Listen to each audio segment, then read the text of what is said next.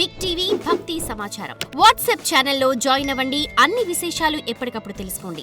ఒక మనిషి ఎలా చనిపోతాడు అన్నది, ఉదాహరణకు ఒకరేమో ముఖం మీద చిరునవ్వుతో మరణిస్తే మరొకరు యాక్సిడెంట్ వల్ల మరణించవచ్చు, మరెవరో తగలబడిపోవచ్చు. మా నాన్నగారికి కార్ యాక్సిడెంట్లో ఇలానే జరిగింది. అంటే దీని అర్థం వాళ్ళు సరిగ్గా జీవించలేదు అనా? ఎందుకంటే అది ఆయన చేసిన పొరపాటు వల్ల జరిగింది. ఇది ఆయన జీవితం గురించి ఏం చెబుతుంది? ఆయన పొరపాటు వల్లే కారు తగలబడిపోయిందా? చూడండి,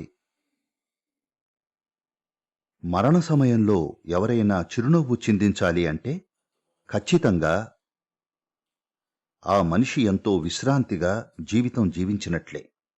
మరణం ఆసన్నమైనప్పుడు ఆయన చిరునవ్వుతో వెళ్ళిపోగలిగారు అంటే ఖచ్చితంగా ఆ మనిషికి జీవిత ప్రక్రియ మీద కొంత పట్టు ఉన్నట్లే. అవునా కాదా? మీకు మరణం సంభవిస్తోంది. ఈ క్షణాన్ని మీరు చనిపోతుంటే కనుక ఈ క్షణంలో మీరు చిరునవ్వుతో వెళ్ళగలగాలి. ఎందుకంటే చాలా మంది తమ జీవితంలో ఎప్పుడూ నవ్వలేరు.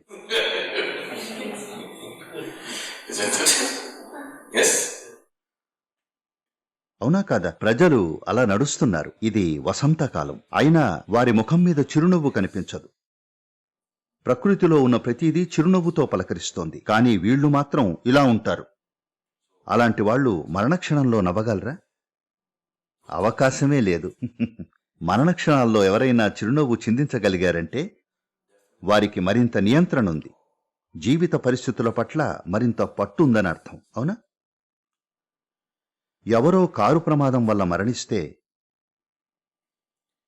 అది వాళ్ళు జీవించిన విధానాన్ని సూచించకపోవచ్చు.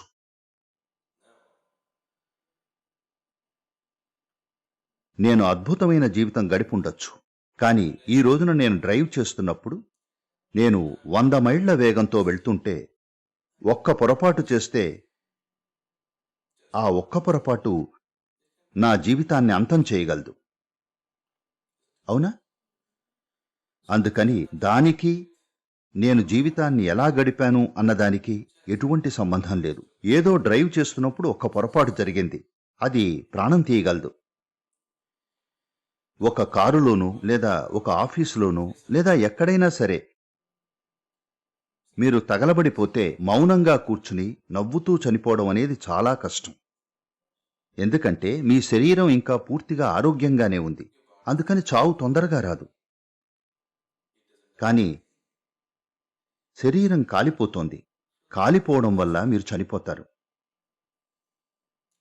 ఇప్పుడు మరే కారణం చేతనైనా ఎవరికైనా ప్రాణం నిష్క్రమిస్తున్నట్లయితే, వృద్ధాప్యం వల్ల గాని మరేదైనా కారణం వల్ల ప్రాణశక్తి ఉత్తేజం కోల్పోతుంది. అప్పుడు తేలిగ్గా ప్రాణం పోతుంది. మీ శరీరాన్ని చీల్చదు. మీకు మీ శరీరానికి మధ్య కొంత బంధనం ఉంది.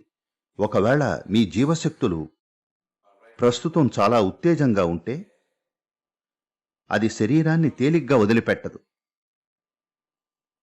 కాలం గడుస్తున్న కొద్దీ కేటాయించిన కర్మ లయం తప్పుతూ ఉంటే అప్పుడు మీ జీవశక్తులు కూడా లయమవుతూ ఉంటాయి.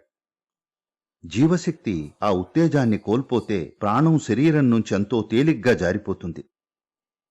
అందుకని అలాంటి సమయంలో ఒక మనిషి చిరునవ్వుతో మరణించేందుకు అది ఒక గొప్ప అవకాశం. ఎందుకంటే మిమ్మల్ని మీ శరీరం నుండి విడదీయడం చాలా సులువు. Tearing of you and the body is very easy because it's become ripe. అది పక్వానికి చేరింది కాబట్టి. అది ఇంకా పరిపక్వం కాకముందే మీరు కృత్రిమ పద్ధతుల్లో బలవంతంగా దాన్ని చీల్చాలని చూస్తే అలాంటి స్థితిలో నవ్వుతో ప్రాణం వదిలేయడం కష్టమే కాని అసాధ్యం కాదు. ఇంకా సాధ్యమే. ఇప్పుడు నా కారు గుద్దుకుని నేను చనిపోతూ నా శరీరంలో అన్నీ ముక్కలు ముక్కలైపోయినా అప్పుడు నేను, ఓరి దేవుడా, ఇంత జీవితం జీవించిన తర్వాత ఈ కారు గుద్దుకోవడం వల్ల ఇలా ప్రాణం పోతుందా అని నవ్వుతూ మరణించడం సాధ్యమే. నేను అలానే చేస్తాను. ఒకవేళ నేనలా చనిపోతే నుజ్జునుజ్జైన కారులో మీకు నేను ఒక చిరునవ్వుతోనే కనిపిస్తాను. జీవితం ఇంత వ్యంగ్యంగా ఉంటుందా అని చూస్తాను. ఎంత పిచ్చగా డ్రైవ్ చేశాను, నా కారు ఇవాళ ఇలా గుద్దుకోవాల్సి వచ్చిందా? ఇది ఎలాంటిదంటే, ఓ గొప్ప రేస్ ఛాంపియన్ కారుని పార్కింగ్ నుండి తీస్తూ గుద్దుకుని మరణించినట్టు. బహుశా తను నవ్వగలడేమో. అవును, ఓరి దేవుడా, నేను ఇన్ని రేసులు చేసిన తర్వాత ఇక్కడ నా కారుని బయటికి తీస్తూ చనిపోతున్నాను అనుకోవడం సాధ్యమే. కానీ అందుకు కొంత సమతుల్యం అవసరం. కానీ సాధారణంగా మీ జీవితం ఉత్తేజంగా ఉన్నప్పుడు దాన్ని మీ శరీరం నుండి విడదీయడం అంటే అందులో హింస ఉంటుంది, నొప్పి ఉంటుంది. అందుకని అలాంటి సమయంలో నవ్వడం కష్టమే.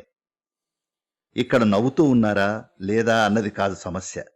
మీరు ఎంత ఎరుకతో వెళ్తున్నారు అన్నది అసలు విషయం. మీరు ఎరుకతో ఉన్నప్పుడే నవ్వగలరు, అవునా? మీరు ఆ పరిస్థితుల్లో చిక్కుకుపోతే మీరు నవ్వలేరు.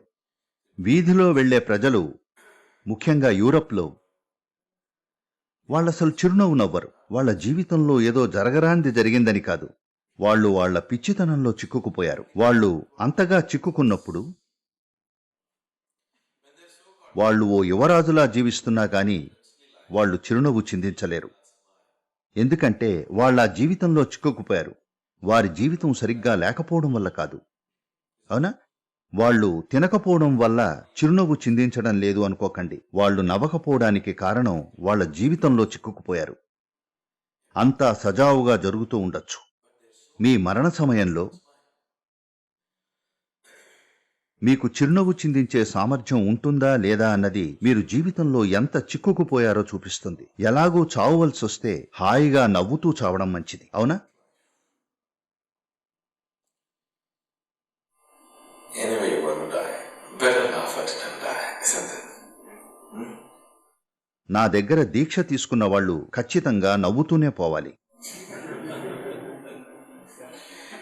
వాళ్ళు నవ్వుతూ జీవించాలి, కానీ ఖచ్చితంగా నవ్వుతూ మరణించాలి. మీరందరూ నవ్వుతూ. For more videos like this, subscribe Big TV channel.